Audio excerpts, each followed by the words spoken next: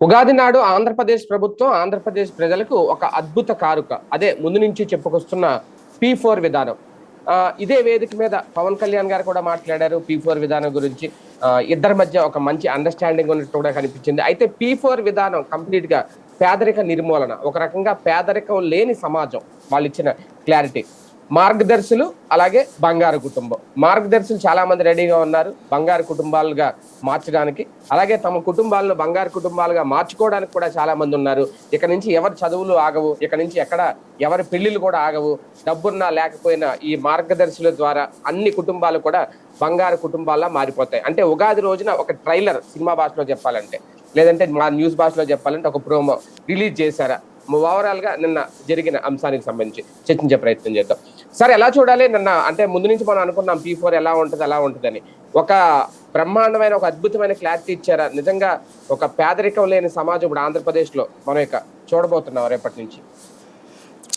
ఆయన అబ్దుల్ కలాం గారు అనుకుంటా కదా, కలలు కనండి, ఆ కళల్ని నిజం చేసుకోండి అని చెప్పారు. ఆ కళలు నిజం చేసుకోవడానికి పాపం దశాబ్దాలుగా చాలా ప్రయత్నాలే జరుగుతాయి ప్రభుత్వాలకి. ఇందిరాగాంధీ అని మనకు ప్రధానమంత్రి గారు ఉన్నారు. ఒకప్పుడు గరీబీ హఠావో అంది, పేదరిక నిర్మూలన. కేంద్ర ప్రభుత్వం చేతిలో కోట్ల రూపాయల డబ్బులు పెట్టుకుని ఉన్నటువంటిది. చివరికి పేదరిక నిర్మూలన కాకపోతే ఆనాడు అటల్ బిహారీ వాజ్పేయి లాంటి వాళ్ళు నిలదీసిన పాయింట్ అదే, గరీబీ హఠావోనా గరీబోంకా హఠావోనా అని. పేదల ఆత్మహత్య చేసుకు చనిపోతుంటే పేదల్ని నిర్మూలించడం ద్వారా పేదరికం నిర్మూలిస్తారా ఏంటి మీరు అని. అంతే కదా. అలాగే రాజీవ్ గాంధీ బేకారీ హఠావో అని నినాదం తీసుకొచ్చారు. సేమ్ ఆ తర్వాత బేకారీ హఠావోనా బేకారోంకా హఠావోనా అన్నటువంటి ప్రశ్న ఉత్పన్నమైంది. ఎందుకంటే పేదరిక నిర్మూలన అనేటటువంటిది ప్రభుత్వాల యొక్క బాధ్యత. అది ఎలాగా? తన ప్రభుత్వ కార్యకలాపాల ద్వారా. ఒక మనిషి పేదవాడు ఎందుకు అవుతుంటాడు? తన పుట్టుకతో తనకు ఆర్థిక స్తోమత లేక. వాళ్ళకి ఆర్థిక స్తోమత ఎలా వస్తుంది? వాళ్ళు మంచి చదువుకుంటే, వాళ్ళ వైద్యానికి పెద్దగా ఖర్చు లేకపోతే, ఉపాధి అవకాశాలు ఉంటే. ఇవాళ రోజున ఒక పేదరికం పోవాలి అనుకుందాం, ఫర్ ఎగ్జాంపుల్ నిజంగా చిత్తశుద్ధి ఉంటే అనుకుందాం. ఒక ముఠా కార్మికుడు రోజుకి 1000 రూపాయలు సంపాదిస్తున్నాడు. ఒక ముఠా కార్మికుడు రోజుకి 1000 రూపాయలు సంపాదిస్తున్నాడు. ఏది? మన ఈ మూటలు మోస్తారు కదా వాళ్ళు, 500 నుంచి 1000 రూపాయలు సంపాదిస్తారు బెజవాడ లాంటి చోట రోజుకి. దీంట్లో కనీసం సగం నుంచి 3/4 దేనికి తగలేస్తున్నాడు? అతను మద్యానికి తగలేస్తున్నాడు. నీకు నిజంగా కమిట్మెంట్ ఉంది, సరే వాళ్ళు ఆ ఓపిక చాలట్లేదు కాబట్టి వాళ్ళకి తాగాలి, సరే ఇట్లా 1000 రూపాయలకి మద్యం సేవించేటటువంటి 1000 రూపాయలు సంపాదించుకునే వాళ్ళకి రోజుకి ఒక 50 రూపాయల్లో 2 క్వార్టర్ బాటిల్ ఇస్తాం చాలా, అంతకు మించి తాకండి. లేదా ఒక క్వార్టర్ బాటిల్ నాణ్యమైన మద్యం అంటారు కదా, అది ఇస్తున్నాం, తాగబాకండి అంతకు మించి. అలాగే మీకు ఈ తాగటం వల్ల ఆరోగ్యం మేమేం కాపాడలేము కాబట్టి ఆసుపత్రిలో మీకు ఫ్రీ వైద్యం అందిస్తాం. వాస్తవంగా మీరు తాగకుండా ఉండాలని మేము మనస్ఫూర్తిగా కోరుకుంటాం, కానీ మీరు తప్పట్లేదు నా శారీరక శ్రమ అంటుంటే ఇస్తాం 50 రూపాయలకే, మీరు తాగండి, ఏదైనా జబ్బులు అయితే ఆసుపత్రికి డబ్బులు మేము ఈ ఖర్చు పెడతాం. ఎందుకు? బాటిల్ తయారీకి అయ్యే ఖర్చు 10 రూపాయలు 15 రూపాయలు, మందుకు అయ్యే ఖర్చు మిగతా దాంతో మేము ఇచ్చేస్తాం. అంటే అతని దగ్గర 4 రూపాయలు మిగిలితే దాంతో పాటు ఆ డబ్బులతో అతను తన బిడ్డల్ని చదివించుకోవడమా, ఒక ఆస్తి సమకూర్చుకోవడమా. రోజుకి 1000 రూపాయల్లో 500 దాచాడు అనుకోండి. ఎందుకు? బియ్యం ఫ్రీగా ఇస్తున్నాం కదా, 5 కిలోల బియ్యం. అలాగే వాళ్ళ కూరలకి వాటికి 50 రూపాయలు వేసుకోండి రోజుకి. పోను మిగతాది ఉంచుకోవచ్చుగా చక్కగా. లేదు టిఫినా, ఎంటర్టైన్మెంటా, ఎంజాయ్మెంటా అన్నీ కలిపి 500 అనుకుందాం రోజుకి, ఒక 500 మిగులుతుందిగా. లేదు 500 రూపాయలు సంపాదించుకునే వాడికి 200 రూపాయలు ఖర్చు పోని మిగులుతుందిగా. వాళ్ళకి సొంత ఇల్లు ఫ్రీగా ఇవ్వు, సొంత ఇల్లు ఫ్రీగా ఇవ్వు, నీ జేబులో డబ్బులు అక్కర్లా. కేంద్ర ప్రభుత్వ పథకం ఉంది అక్కడ, ప్రధానమంత్రి ఆవాస్ యోజన అని. వాళ్ళకు ఒక సొంత ఇల్లు ఇచ్చి, వాళ్ళకి సొంత ట్రాన్స్పోర్టేషన్ ఇచ్చి, తక్కువ ఖర్చుతో లేదా ట్రాన్స్పోర్టేషన్ ఇస్తే, వాళ్ళకి ఆసుపత్రి విద్య వైద్యం ఉచితంగా అందిస్తే వాళ్ళు బాగుపడటానికి ఒక అవకాశం ఉంటుంది. నీ దగ్గర ఆశా వర్కర్లు, డ్వాక్రా గ్రూపుల ద్వారా వాళ్ళతో నిరంతర అనుసంధానం ఉంది ప్రభుత్వానికి. లేకపోవడం అంత అమాయకత్వం ఏం లేదు అక్కడ. వీళ్ళ ద్వారా ఖచ్చితంగా తాగనీయకుండా చూడండి, లేదా ఖచ్చితంగా వాళ్ళు చదువుకునేలా చూడండి, ఖచ్చితంగా వాళ్ళు బాగుపడేలా చూడండి అనేది ప్రోత్సహించాలి ప్రభుత్వాలు. లేదు, అదే ఇంట్లో ముఠా మేస్త్రి గారి భార్యకి ఆ ఏరియాలో చిన్న వ్యాపారం పెట్టుకునేటట్టు, ఆమెకి ఇస్తర్లు కుట్టే అలవాటు ఉంది, ఆమెకి ఆ వ్యాపారం చేయించేటట్టు, ఆమెకి లేకపోతే బట్టలు కుట్టే అలవాటు ఉంది, ఆ మిషన్ కునిపించి దాని ద్వారా చేయించడం, ఇదంతా ఒక సిస్టమ్. ఇప్పుడు అదే కదా చేసేది. ఏం చేస్తున్నారు ఇప్పుడు? ఇప్పుడు మార్గదర్శులు చేసేది అది కదా. ఏం చేస్తారు వాళ్ళు? ఏమైనా చెప్పారా? ఏమైనా చెప్పారా? అంటే P4 కాన్సెప్ట్ వీళ్ళు ముందు నుంచి చెప్తుంది. ఒక ఊరిని దత్తత తీసుకుంటారు కొన్ని కుటుంబాలని, ఆ కుటుంబం మీద వీళ్ళు ఇన్వెస్ట్ చేస్తారు. మార్గదర్శి ఆ కుటుంబాన్ని బంగారు కుటుంబంగా మారుస్తారు. నేను అనే పాయింట్ ఇప్పటికీ 6 నెలల నుంచి చెప్తా ఉన్నాం కదా. ఉగాదికి ఏదైనా స్పష్టత వచ్చిందా? మళ్ళీ ఆగస్టు 15కి స్పష్టత ఇస్తారట. ఆగస్టు 15కి ఫుల్ క్లారిటీ వస్తుంది. దీంట్లో ఒక 20 లక్షల కుటుంబాలను ఐడెంటిఫై చేస్తారట. ఇటు పక్కన వీళ్ళు మార్గదర్శులు ఎంతమంది వస్తే అంతమంది అట. ఎవరిని కాసేపు దబాయించి మెగా కృష్ణారెడ్డినో లేకపోతే మన కాంట్రాక్టులు తీసుకునే వాడల్లో 10 మందిని దత్తత తీసుకోండి అని చెప్తారు. ఎవడుంటాడు? వీడు పార్టీ కార్యకర్త అయి ఉంటాడు. ఇక్కడ వాళ్ళు కూడా మెచ్చుకుంటున్నారు కదా సార్, మెగా కృష్ణారెడ్డి మెచ్చుకోరు. లేకపోతే ఎవడన్నా ఏ వ్యాపారస్తుడన్నా సరే, నువ్వేంది ఇది మానెత్తిని ఏంటని ఎవడన్నా అంటాడా? అన్నాకాడికి కాంట్రాక్ట్ వస్తుందా? రేపొద్దున వ్యాపారం చేయగలుగుతాడా? ఎవరి కోసం మెచ్చుకుంటారు? ప్రభుత్వం ఏం చేసినా కరెక్ట్ అని అనాలి వీళ్ళు వ్యాపారస్తులు. లేదంటారు అసలు బయటోడంటేనే తీసుకెళ్ళి బొక్కలో దొస్తుంటే వాళ్ళు ఊరుకుంటారా ఏంటి? పాయింట్ అంటే బీపీఎల్ అనేది లేకుండా కంప్లీట్ గా జీరో పావర్టీ వైపు ఈ P4 వెళ్ళడానికి. అంటే నేను బాబు గారు చెప్పింది, ఇప్పటివరకు నేను దేంట్లోనూ ఫెయిల్ అవ్వలేదు, ఖచ్చితంగా ఇది కూడా సక్సెస్ అవుద్ది. జీరో పావర్టీ అనేది మనం ప్రధాన లక్ష్యం. ఆయన దేంట్లో సక్సెస్ అయ్యారు నాకు తెలియక అడుగుతాను. ఒకటి చెప్పండి. సాగునీటి ప్రాజెక్టులు గత 40 సంవత్సరాల నుంచి ఉంది. ఏ ప్రాజెక్టు కట్టారు? పట్టిసీమ ప్రాజెక్ట్ కాదని ఆయనే చెప్పారు కదా, రాసిచ్చాను కూడా కదా కేంద్రానికి. లిఫ్ట్ అది కొత్తగా వచ్చే 1 ఎకరం లేదు అక్కడ 40 ఏళ్లలో. ఏంటి ఆయన కొత్తగా కనుక్కున్నటువంటి పాయింట్? జన్మభూమి, శ్రమదానం. దాంతో బాగుపడ్డటువంటి రాష్ట్రంలో ఏమున్నాయి? దాంట్లో ఎవడికో 10,000 రూపాయలు ఖర్చు పెట్టినోడికి ప్రభుత్వం తరపున పబ్లిసిటీ తప్పించి ప్రజలకు ఒరిగింది ఏంటి? ఓ స్కూల్ బాగు చేయడం, ఓ కాలేజీ బాగు చేయడం, ఓ రోడ్డు వేయడానికి వాడెవడనో చందాలు అడుక్కున్నాం మనం. ప్రభుత్వం డబ్బులు ఏమైపోయినాయి ఇక్కడ? ఇప్పుడు నేను చెప్పినటువంటి ఇది వ్యాపారం కూడా చందాల కాన్సెప్టే కదా. అదే ఇప్పుడు వ్యాపారం అనేటటువంటి దానికి ఇదివరకు అయితే కనుక రాష్ట్ర ప్రభుత్వం ఆనించి డబ్బులు తెత్తదిలే అంటాం. నేను కూడా ఒప్పుకుంటా దానికి. ఎందుకంటే ఖర్చులు ఉంటాయి, ఆదాయాలు తక్కువ ఉంటాయి, సంక్షేమాలు ఉంటాయి అన్నటువంటిది. కానీ ఇప్పుడు సంక్షేమ పథకాలు ఏడాదికి 45,000 కోట్లు మనం ఖర్చు పెట్టట్లేదు కదా, తీసేసాం కదా. ఆ డబ్బులు మిగులుతున్నాయి కదా, పోనీ అది కూడా తీసేయండి. వీళ్ళకి అప్పియడానికి కేంద్ర ప్రభుత్వం ముద్రా రుణాలు ఇప్పిస్తోంది కదా, అవి ఇప్పించచ్చుగా. ప్రధానమంత్రి పథకం ఉంది కదా వీళ్ళకి ఉపాధి అవకాశాలు కల్పించడానికి, ఇప్పించచ్చు కదా. అవి తీసుకుని బతుకుతున్నారు కదా చాలామంది. నువ్వు అవి అనుసంధానం చేస్తే సరిపోతుంది కదా. ఇక్కడ మళ్ళీ బలిసులోని తెచ్చి ఇక్కడ హీరోని చేయడం ఎందుకు? వాడిని పొగడతలతో ముంచెత్తడం ఎందుకు? వాడేదో దేశాన్ని ఉద్ధరించినట్టు ఎందుకు? వాడు ఏం ఉద్ధరిస్తాడు? ఒకళ్ళ ఇంట్లో 2 చదువుకుంటున్నారట, అందులో ఒక అమ్మాయి కోసం చదువు అనుకున్నాడంట, వీళ్ళు చదివిస్తారట. అది స్వచ్ఛంద సంస్థలు బోల్డ్ తెచ్చినాయి. స్వచ్ఛంద సంస్థలు నిజాయితీగా చేస్తున్నారు. వాళ్ళు చూసుకుంటారు, మధ్యలో నువ్వెందుకు? మధ్యలో ప్రభుత్వం బ్రోకరేజ్ ఎందుకు? ఆ సదరు సంస్థలు ఏమైనా చేస్తాయా?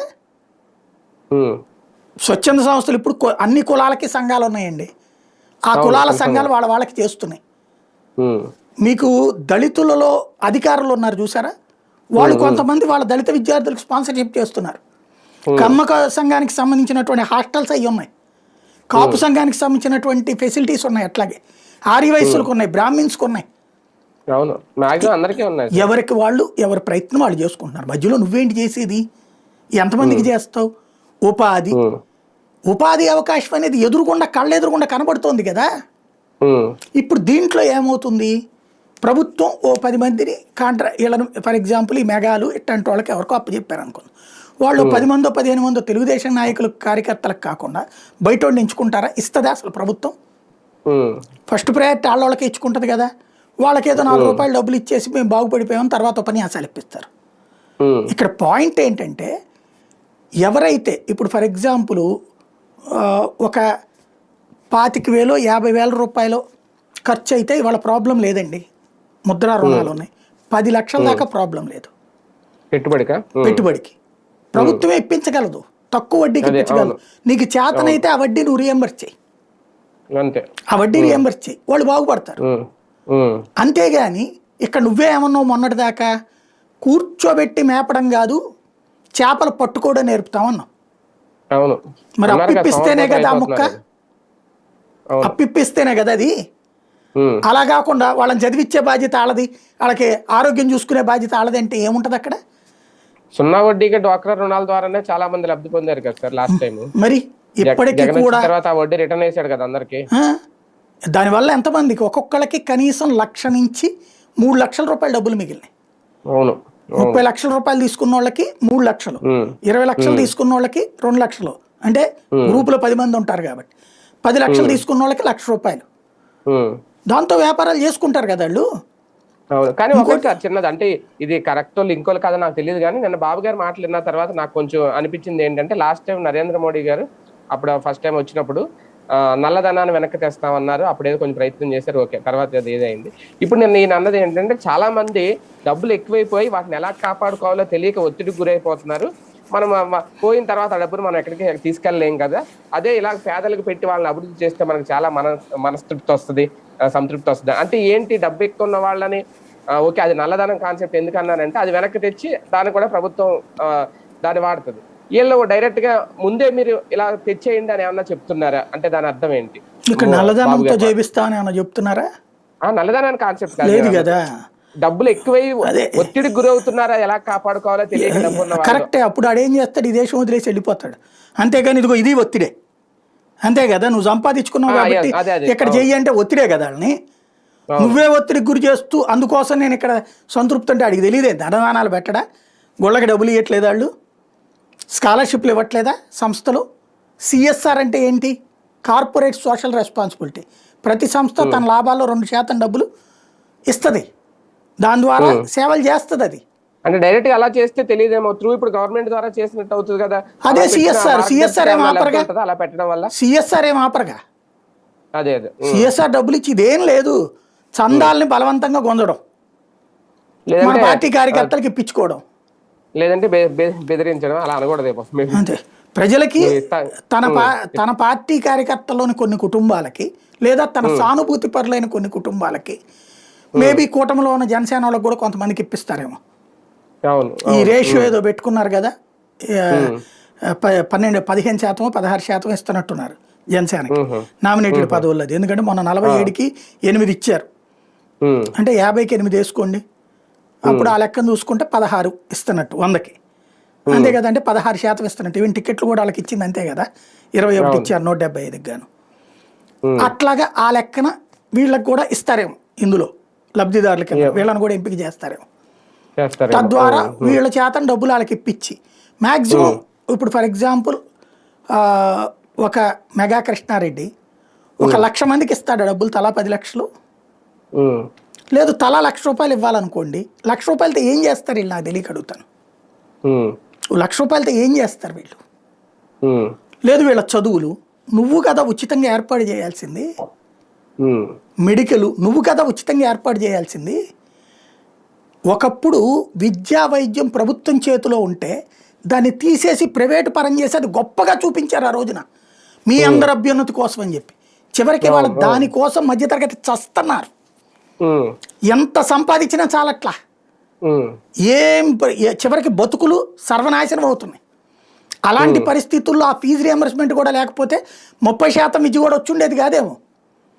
ఎందుకంటే ఒక షాప్లో గుమస్తా 10,000 రూపాయలు సంపాదిస్తాడు. ఒక పేద కుటుంబం ఎంత సంపాదిస్తుంది? మ్యాక్సిమం 10,000 రూపాయలకు మించి సంపాదిస్తుందా? అదే. 10,000 రూపాయలు సంపాదించినటువంటి కుటుంబానికి నెలకి స్కూల్ ఫీజో కాలేజీ ఫీజో నెలకు ఒక 2,000 3,000 రూపాయలు ఉంది, ప్లస్ ట్రాన్స్పోర్టేషన్ ఇవన్నీ అంటే ఎంతమందిని చదివించగలుగుతారు వాళ్ళు? వాళ్ళ ఇంటద్దె ఎంత ఉంటుంది అక్కడ? ఇంటద్దె 3-4 వేలు తక్కువ ఉండదు. అవును. అది కూడా ఏ లేబర్ ఏరియాలో అయితే. కొంచెం మధ్యతరగతి ఏరియాలోకి వస్తే 6-7 వేల రూపాయలు. అవును. అద్దెకే పోతే తిండే తింటారా, చదువే చదివిస్తారా? కాబట్టి ఫీజు రియంబర్స్మెంట్ అలా ఉపయోగపడింది. రోగానికి హాస్పిటల్కి వెళ్ళి ట్రీట్మెంట్ తీసుకోలేని కర్మ పడితే చచ్చిపోతుంటే గవర్నమెంట్ హాస్పిటల్ ఇచ్చే గోళీలు మింగి బ్రతుకుతుంటే వాళ్ళకి ఆరోగ్యశ్రీ ఉపయోగపడింది. అవి రెండు పెద్ద పెద్ద సంస్థలే, కార్పొరేట్ విద్య కార్పొరేట్ వైద్యం. అది చంద్రబాబు ఇప్పించలేకపోయారు, ప్లస్ దాన్ని ప్రజలకు దూరం చేశారు. మెయిన్ విద్య మెయిన్ వైద్యం అనేటటువంటిది ఏదైతే ఉందో దాన్ని దూరం చేసి అది ధనవంతుల స్వర్గం కిందకి మార్చారు. దాన్ని మళ్ళీ జనాలకి అందుబాటులోకి తీసుకొచ్చింది అప్పుడు రాజశేఖర రెడ్డి. అది తర్వాత చంద్రబాబు కూడా కొనసాగించారు.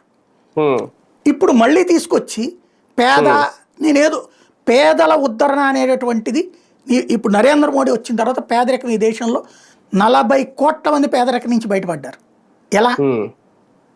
ఉచిత బియ్యం ఇవ్వడం వల్ల, ముద్రా రుణాలు ఇవ్వడం వల్ల, ఆయుష్మాన్ భారత్ తేవడం వల్ల. అట్లాంటి పథకాలు కావాలి నీ దగ్గర నుంచి. నువ్వు చేయాల్సింది ధనవంతుడి దగ్గర నుంచి తీసుకొచ్చి ఆడికి స్పాన్సర్ చేయని చెప్పడం కాదు.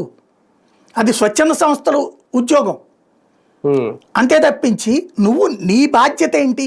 వాడు చదువుకోలేకపోతున్నాడని సిగ్గుపడాల్సింది ప్రభుత్వం కదా. చదువు ఏర్పాటు చేయలేకపోవడం, ఇంట్లో ఒకళ్ళే చదువుతున్నారు ఒకళ్ళ కోసం చదువు మానుకున్నారని సిగ్గుపడాల్సింది ప్రభుత్వమా లేకపోతే వాళ్ళ? వైద్యం అందుబాటులో లేదంటే సిగ్గుపడాల్సింది ఎవరు? అమెరికాలో ఎడ్యుకేషన్కి డబ్బులు ఉన్నాయా? వైద్యానికి డబ్బులు ఉన్నాయా? భరిస్తున్నారుగా అక్కడ ప్రభుత్వాలు. ఒక్క మన దేశంలోనే ఎందుకు ఉంది ఇది? ప్రజలు కట్టే డబ్బులు ఎక్కడికి పోతున్నాయి? ఇంతవరకు ఉన్నటువంటి వసతి ఎందుకు వదిలేస్తున్నాం మనం? ఇప్పుడేమో మెడికల్ ఏమో తీసిపడేసి ఇన్సూరెన్స్లు కడతారా? ఎడ్యుకేషన్కి ఏమో డబ్బులు జాలి తెలిచిస్తారా? ఇస్తే ఇస్తారు లేకపోతే లేదా? క్రమంగా దాని మీద పట్టు కోల్పోతున్నాం మనం. మళ్ళీ డబ్బు ఉన్నోడే చదువుకోవాలి, డబ్బు ఉన్నోడే వైద్యం చేయించుకోవాలి, లేనోడు పోతే ఆడి కర్మ. ఇదిగో ఇట్లాంటి వాళ్ళతో స్పాన్సర్షిప్ చేపిస్తున్నాం, పేదరికం అంతమైపోతుంది. అసలు నా కళలు 43 ఏళ్ళ నుంచి ఇంకా కలగంటున్నారంటే సిగ్గుపడాల్సింది ఎవరండి? 43 ఏళ్ళ నుంచి ఆయన కలగంటానే ఉంటాడా? ఇంకో 40 ఏళ్ళు కలగంటారు ఆయన? ఎలాగా? ఈ కలగంటం ఏంటి నాకు అర్థం కాలే. 43 ఏళ్ల క్రితం నువ్వు ముఖ్యమంత్రి అయ్యావు, లేదా 43 ఏళ్ల క్రితం తెలుగుదేశం పార్టీ పెట్టారు. ఈయన ముఖ్యమంత్రి అయింది ఎప్పుడు? 95లో. 95 to 2005, 2005 to 2015, 2015 to 2025, 30 సంవత్సరాలు అయింది నువ్వు ముఖ్యమంత్రి ప్రారంభించి. నీ కెరీర్ తర్వాత ప్రతిపక్ష నాయకుడిగా ఇన్నిసార్లు ఉన్నారు, 3 సార్లు ప్రతిపక్ష నాయకుడిగా ఉన్నారు. ఎందుకు సాధ్యం కాలేదు ఎంతవరకు పేదరికం అంతం? 30 ఏళ్లలో సాధ్యం కానీ ఇప్పటి నుంచి బిగినైపోయి సాధ్యమైపోతుందా? ఎలాగా? ఇవాళ పేదవాడికి 4 రూపాయలు వస్తుంది కదా, ప్రణాళిక వేసుకుంటా వస్తే అప్పటి నుంచి ఆలోచిస్తా ఉంటే ఇప్పుడు సక్సెస్ చేస్తున్నాం. అంటే 30 ఏళ్ల తర్వాత ఏంది ఒక స్పాన్సర్షిప్ పట్టు రావడమా?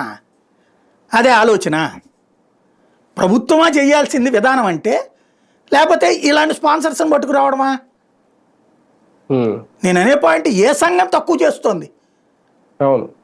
ఈవెన్ మీకు ఈ స్వామీజీలకు సంబంధించినటువంటి ఆశ్రమాలు కూడా చదువు చెప్పిస్తున్నాయి. అవును అవును. ఎవరు తక్కువ? తిరుమల తిరుపతి దేవస్థానం ఖర్చు పెట్టుకోవట్లేదా? అక్కడ ఉచిత విద్యగా, భోజనాలు కూడా ఫ్రీగానే పెడుతున్నారు కదా. మరి ఏంటది? ఇంకా ప్రభుత్వం చేసేది ఏంది నాకు తెలియకడుతూ. పోనీ నీ దగ్గర సదుపాయం లేదా?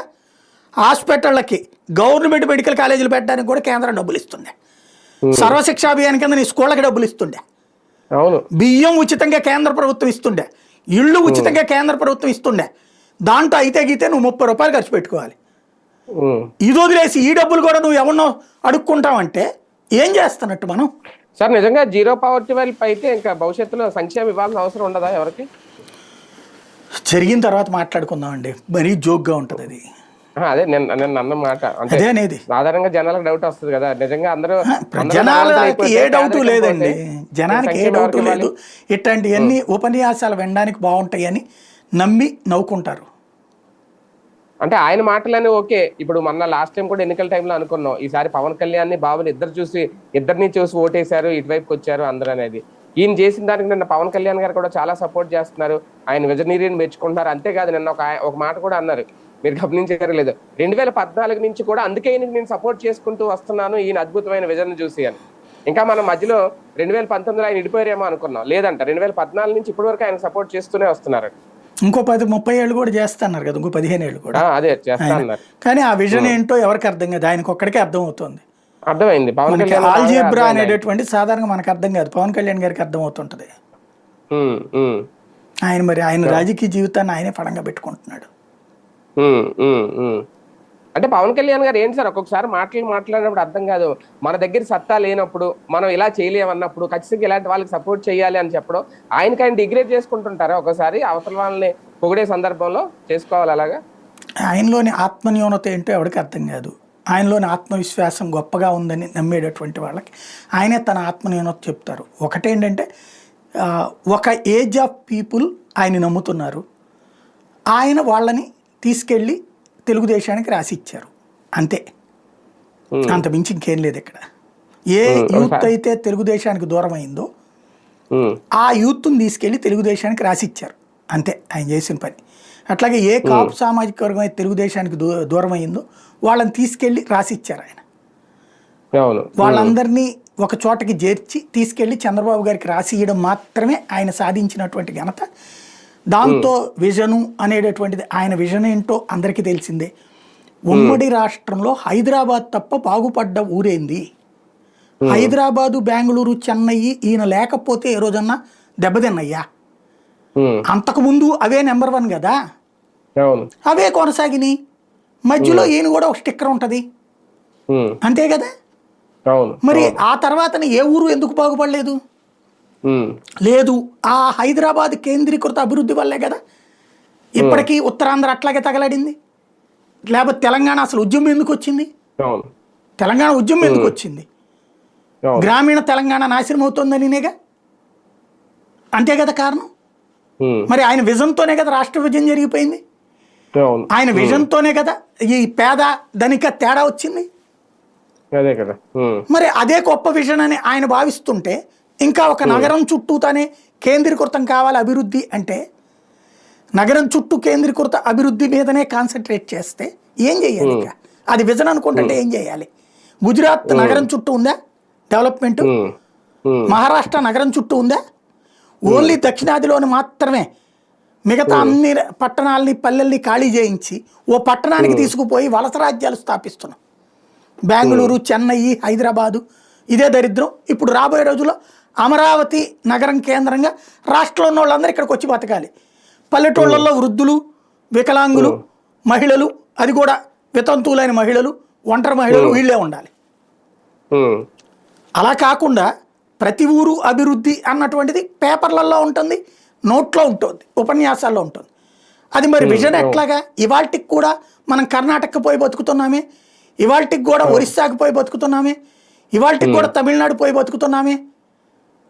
అదేమంటే మళ్ళీ దానికి లెక్క చెప్తారు, ఆయా ప్రాంతాల్లో మనోళ్ళు వెళ్ళి వెల్ సెటిల్ అయ్యారంటే నా వల్లే.